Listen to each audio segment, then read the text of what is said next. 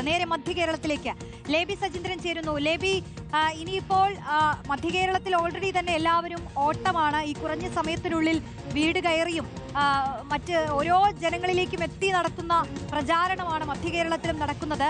എന്താണ് സ്ഥിതി? ഓരോ മണ്ഡലങ്ങളിൽ നിന്നും നമുക്ക് അറിയാൻ കഴിയുന്നത് എന്താണ്?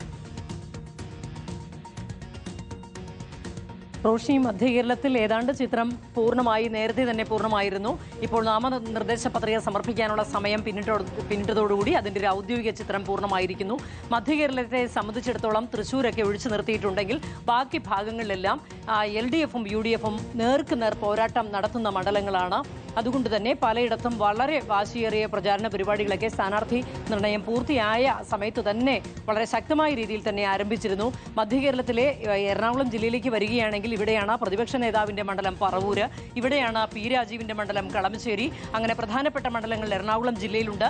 എറണാകുളം ജില്ലയിൽ സാധാരണ UDFിന്റെ ഉറച്ച കോട്ട എന്നാണ് വൈപ്പ്. എന്നാൽ ഇത്തവണ വൈപ്പിൻ, കൊച്ചി, തൃപ്പൂണിത്തുറയൊക്കെ വളരെ നെഞ്ചിടിപ്പോടുകൂടി തന്നെ അതിന്റെ ഫലം കാത്തിരുന്ന് കാണേണ്ടതുണ്ട്. അത്തരത്തിൽ വളരെ ശക്തമായ പോരാട്ടമാണ് പല ഭാഗങ്ങളിലും നടക്കുന്നത്.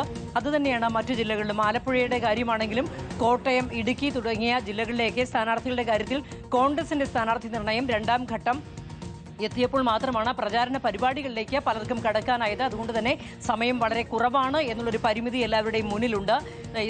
ഇന്ന് വാഹന പ്രചരണം പലരുടെയും ആരംഭിക്കും. അതുമാത്രമല്ല, പ്രധാനപ്പെട്ട നേതാക്കളെല്ലാം കളത്തിലിറങ്ങി പ്രചാരണ പരിപാടികൾക്ക് ചുക്കാൻ പിടിച്ചു തുടങ്ങി. എറണാകുളത്താകട്ടെ ഇന്ന് ഒരു ഭാഗത്ത് EP ജയരാജൻ കൊച്ചിയിൽ വരുന്നുണ്ട്, മറുഭാഗത്ത് ആലുവയിൽ ദീപാദാസ് മുൻഷിയും VM സുധീരനുമൊക്കെയുണ്ട്. അങ്ങനെ എല്ലാ ഭാഗങ്ങളിലും പ്രധാനപ്പെട്ട നേതാക്കൾ എത്തുന്നു. തൃശ്ശൂരിന്റെ കാര്യം പറയുകയാണെങ്കിൽ തൃശ്ശൂർ മണ്ഡലത്തിൽ ഇത്തരത്തിൽ ത്രികോണത്തിന്റെ വളരെ ശക്തമായ ഒരു പോരാട്ടം നടക്കുന്ന ഒരു സ്ഥലമാണ്.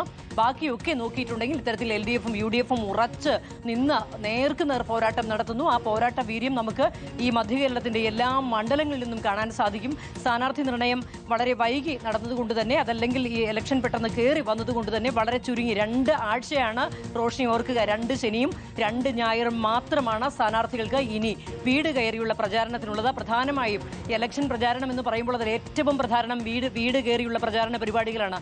കഴിഞ്ഞ ശനിയും ഞായറും ആദ്യഘട്ടം സ്ഥാനാർത്ഥിയുടെ അഭ്യർത്ഥന വീടുകളിലൂടെ കടന്നുപോയി. ഇനിയുള്ള 2 ആഴ്ചകളിലാണ് ബാക്കിയുള്ള മെറ്റീരിയലൊക്കെ എത്തിക്കാനുള്ള സമയം. അത് മുന്നണികളുടെ അഭ്യർത്ഥനയും അതുപോലെ തന്നെ തയ്യാറാക്കിയിട്ടുള്ള ലീഫ്ലെറ്റ് അടക്കമുള്ള മറ്റ് ബുക്ക്ലെറ്റ് അടക്കമുള്ള സാധനങ്ങൾ മെറ്റീരിയലൊക്കെ എത്തിക്കേണ്ട സമയമാണ്. അതൊക്കെ വളരെ ചുരുങ്ങിയ സമയത്തിനുള്ളിൽ എത്തിക്കേണ്ടതുണ്ട്. അത് മാത്രമല്ല, പ്രചാരണ പരിപാടികളുടെ ആരവം എന്ന് പറയുന്നത് ഈ ഓപ്പൺ ജീപ്പിലുള്ള പര്യടനമാണ്. പര്യടന പരിപാടികളെല്ലാം ഇന്ന് വൈകിട്ടോടുകൂടി എല്ലാ സ്ഥാനാർത്ഥികളുടെയും തുടങ്ങുകയാണ്.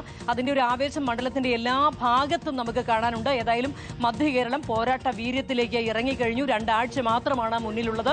ആ 2 ആഴ്ചയെ ഏറ്റവും നല്ല രീതിയിൽ ഉപയോഗപ്പെടുത്താനുള്ള നെട്ടോട്ടത്തിലാണ് സ്ഥാനാർത്ഥികളും നേതാക്കളും ഒപ്പം തന്നെ പ്രവർത്തകരും എല്ലാം. റോഷ്നി, ചുരുങ്ങിയ സമയത്തിനുള്ളിൽ ചൂടോടെ കൂടുതൽ ചടുലമായി വീടുകൾ കയറിയിറങ്ങി പ്രചാരണം നടത്തുകയാണ് സ്ഥാനാർത്ഥികൾ. ഓരോ മണ്ഡലങ്ങളിലെയും മുക്കിലും മൂലയിലും എത്താനുള്ള ഓട്ടത്തിലാണവർ.